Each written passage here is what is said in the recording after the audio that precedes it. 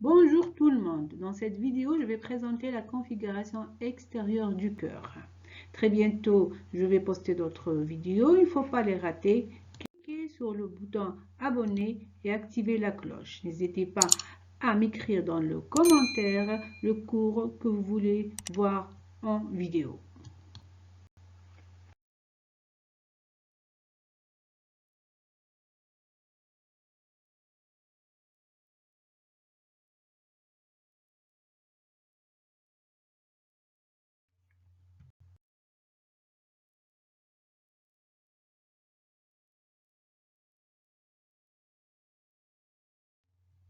Le cœur est un organe vital. Il fonctionne comme une pompe qui, grâce à ses contractions régulières, propulse le sang et assure ainsi une bonne circulation du sang dans tout l'organisme. C'est un muscle mixte constitué de cellules musculaires striées. Il a une contraction rythmique involontaire, obéissant au système nerveux végétatif. C'est un muscle creux, creusé de 4 cavités, 2 atriums et 2 ventricules. Les cavités droites constituent le cœur droit. Il propulse le sang vers les poumons. Les cavités gauches constituent le cœur gauche. Il propulse le sang riche en oxygène vers tout le corps. Ainsi, il assure une alimentation riche en oxygène de tout l'organisme.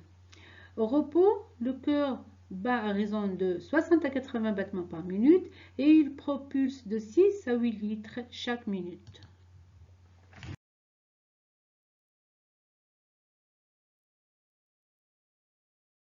Pour la situation du cœur, il est situé dans le thorax, exactement dans la région médiane du thorax appelée médiastin. Le médiastin est délimité latéralement par les deux poumons. Il repose sur le diaphragme. Il est derrière le sternum et en avant du rachis. Le cœur a une consistance ferme, de couleur rougeâtre. Sa surface est parsemée par des amas graisseux qui siègent surtout au niveau des sillons du cœur. Son poids augmente graduellement avec l'âge. En moyenne, chez un adulte, il fait 270 grammes chez l'homme et un peu moins, 260 grammes chez la femme. Le cœur est de forme pyramidale triangulaire, mais oblique, avec un grand axe dirigé en avant, à gauche et en bas. Dans la configuration extérieure du cœur, on commence par voir les sillons du cœur. Le cœur, sa surface externe est parcourue par 3 sillons. Le premier, c'est le sillon interatrial qui sépare les deux atriums en atrium gauche et droit. Le deuxième, c'est le sillon interventriculaire qui sépare le ventricule gauche du ventricule droit. Et enfin, le sillon atrioventriculaire qui sépare les deux atriums des deux ventricules. En raison de sa forme pyramidale triangulaire, il présente 3 faces, 3 bords, une base et un sommet. Pour les faces du cœur, ils sont au nombre de 3. La face antérieure ou sternocostale, répondant au côté au sternum. La face inférieure ou diaphragmatique, qui est en rapport avec le diaphragme. Et la dernière face, latérale gauche ou pulmonaire, répondant au poumon gauche. Pour les faces du cœur, chaque face est divisée par le sillon atrioventriculaire en 2 segments. Un segment ventriculaire antérieur et un segment atrial postérieur. Pour la face antérieure du cœur au sternocostal, le segment ventriculaire présente à décrire 2 zones. La zone antérieure ou ventriculaire proprement dite, elle est divisée par le sillon interventriculaire antérieur en ventricule droit et en ventricule gauche. La zone postérieure est occupée par l'orifice de l'artère pulmonaire et l'orifice de l'aorte. Pour le segment atrial de cette face, il présente à décrire une gouttière ouverte en avant. Le fond de la gouttière répond à la cloison qui sépare les deux atriums.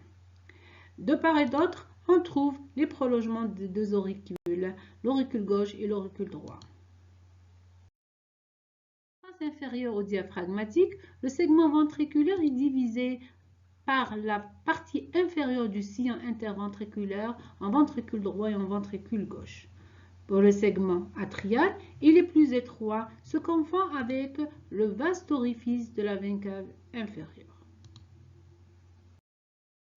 Pour la face latérale gauche ou pulmonaire, le segment ventriculaire est représenté par le ventricule gauche, alors que le segment atrial est représenté uniquement par l'auricule gauche.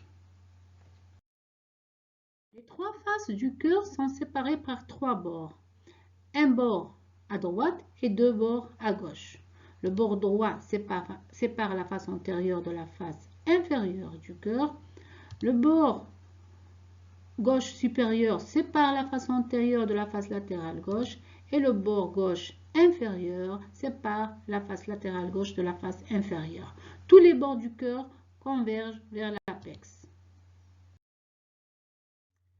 La base du cœur, elle est postérieure. Elle est uniquement formée par les atriums. Elle est divisée en deux champs, l'un à gauche et l'autre à droite par le sillon interatrial.